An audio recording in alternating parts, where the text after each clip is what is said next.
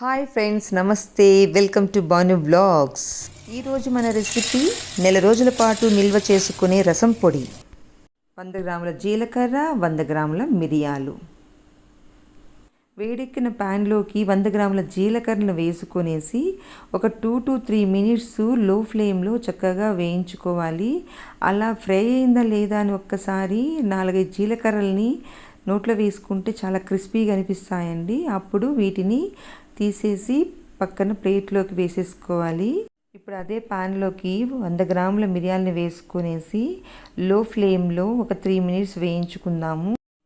నల్ల మిరియాలు, ఈ జీలకర్ర జీర్ణక్రియకు బాగా సహాయపడుతుంది. యాక్చువల్లీ కడుపు సమస్యలకు ఇది ఒక గొప్ప వరం అని చెప్పొచ్చండి. ఇలా వేగాక దీనిని కానీ ప్లేట్లోకి వేసేసుకుందాము. ఒక 3 స్పూన్ల ధనియాలని అదే ప్యాన్లోకి వేసుకునేసి ఒక 2 మినిట్స్ వేయించుకుందాము.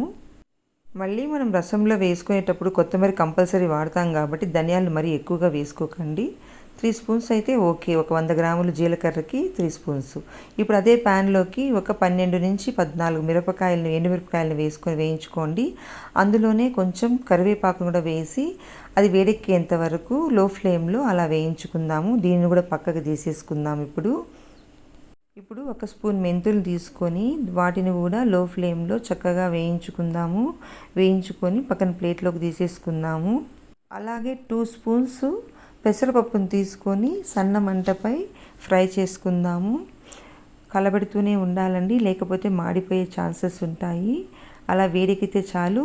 అలాగే కందిపప్పును కూడా 3 స్పూన్స్ తీసుకొని ఒక 2 మినిట్స్ వేయించుకుందాము.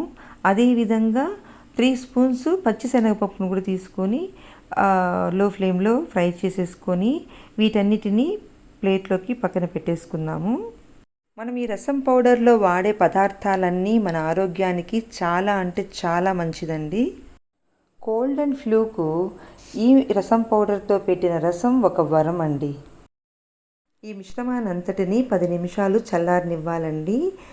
ఇలాగే వేడివేడిగా మిక్సీ వేయడం వల్ల మిక్సీ వేడెక్కి పాడైపోయే ఛాన్సెస్ ఉంటాయి. కాబట్టి ఇది చల్లారిన తర్వాత జార్లోకి తీసేసుకొనేసి దీన్ని 10 నిమిషాల పాటు పౌడర్ అయ్యేంత వరకు కంటిన్యూస్గా కాకుండా అప్పుడప్పుడు మధ్యలో ఆపుతూ స్పూన్తో కలబెట్టుకుంటూ మిక్సీ పట్టేసుకోవాలండి.